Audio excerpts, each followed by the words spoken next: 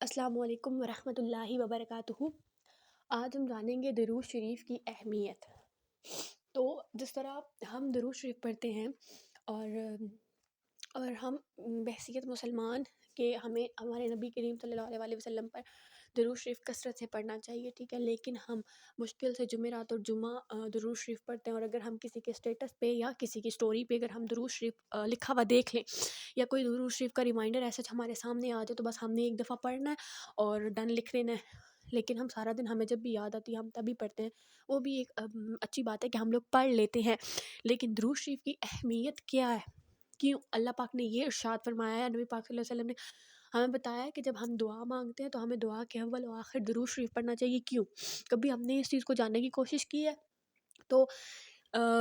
میں آپ کو ایک مثال کے ذریعے درود شریف کی اہمیت بتاتی ہوں کہ دیکھیں، اگر ایک فقیر ہے، ٹھیک ہے، وہ آپ سے کہہ رہا ہے کہ آپ مجھے نا جو آپ نے یہ گھڑی پہنی ہے یہ بھی دے دیں، آپ مجھے اپنی گاڑی دے دیں، آپ مجھے اپنا گھر دے دیں، اور آپ مجھے اپنا سب کچھ دے دیں مجھے، ٹھیک ہے، اور اس کے بدلے میں وہ آپ کو دعائیں دے رہا ہے۔ لیکن ایک ایسا فقیر جو آپ کو صرف اور صرف دعائیں دے رہا ہے،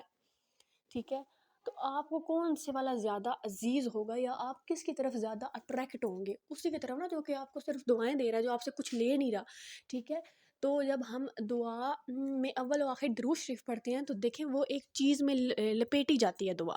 ٹھیک ہے، دعا کے اوپر بھی درود شریف ہے، دعا کے نیچے بھی، دعا کے پہلے بھی، دعا کے آخر میں بھی، ٹھیک ہے۔ تو وہ فقیر والی مثال ایسی ہے کہ جب ہم دعا میں اللہ تعالیٰ سے ہر ایک چیز مانگتے ہیں نا، ٹھیک ہے، درود شریف پڑھ دیتے ہیں اول و آخر، اللہ پاک ہماری دعائیں سنتا ہے، قبول فرماتا ہے، ہماری ہر خواہش پوری کرتا ہے۔ لیکن اگر ہم اللہ پاک سے بغیر کسی خواہش، بغیر کسی عوض کے درود پاک کو پڑھتے رہتے ہیں سارا دن کثرت کے ساتھ، تو اللہ پاک وہ چیز زیادہ اٹریکٹ کرے گی یا وہ چیز کہ جو ہم دعاؤں میں پڑھے ہیں ایک دفعہ،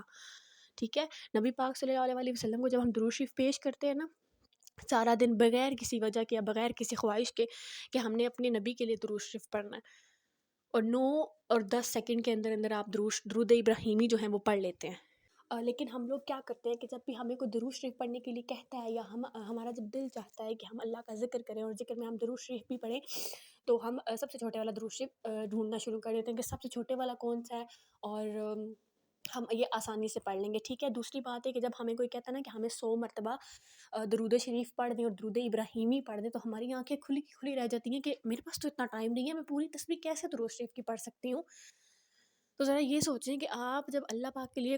ٹائم نہیں نکال رہی، دیکھیں دن کا ایک ٹائم ایسا نکالا کریں جو صرف اللہ پاک کے لیے ہو۔ نماز تو ہے ہی، ٹھیک ہے، کیونکہ نماز آپ پہ فرض ہے، لیکن ایک ایسا ٹائم نکالا کریں جو کوالٹی ٹائم ہو، اللہ پاک کے ساتھ ہو، تنہائی میں آپ دعائیں مانگا کریں، اور تنہائی میں دعا کوئی اسپیسیفک دعا نہیں، آپ بیٹھ جائیں، آپ 100 مرتبہ درود شریف پڑھ دیں، ٹھیک ہے، لا حول ولا قوۃ الا باللہ العلی العظیم پڑھ دیں، اور ایک ایسے کلمات ہیں کہ جو میزان میں سب سے زیادہ بھاری کلمات ہیں، اور وہ کلمات کون سے ہیں؟ سبحان اللہ و بحمدہ، سبحان اللہ عظیم۔ تو لیکن ہم کیوں اللہ پاک سے دور ہیں، یا پھر ہمیں کیوں نہیں وہ سکون قلب ملتا جب ہم نماز پڑھ لیتے ہیں؟ کیونکہ ہم اللہ پاک کا ذکر نہیں کرتے، ہماری زبان اللہ پاک کے ذکر سے تر نہیں ہوتی، ہم نے وہاں نماز پڑھی اور یہاں ہمارے زبانوں پہ میوزک چل رہا ہے، ٹھیک ہے۔ تو درود ابراہیمی کی کثرت کریں اور پریکٹس کریں آپ خود، ٹھیک ہے، یہ ٹاسک میں ایڈ کر لیں کہ جو ہے نا آپ نے ایک جمعہ درود شریف پڑھا درود ابراہیمی، ٹھیک ہے، ایک مرتبہ پڑھے نا، اس کو اسٹاپ واچ ہوتی ہے سب کے پاس، کلاک میں، موبائل میں، فون میں، وہاں پہ آپ دیکھیں کہ کتنا ٹائم لگے، ٹھیک ہے۔ اسی طرح آپ جب سارا دن اپنے ہاتھ میں تسبیح پکڑ کے، ٹھیک ہے، یا کاؤنٹر لے کے آپ درود شریف پڑھتے ہیں دوسرے جمعے، پھر آپ دیکھیں کہ آپ کی سپیڈ پچھلے جمعے سے زیادہ تیز ہو جائے گی، ٹھیک ہے۔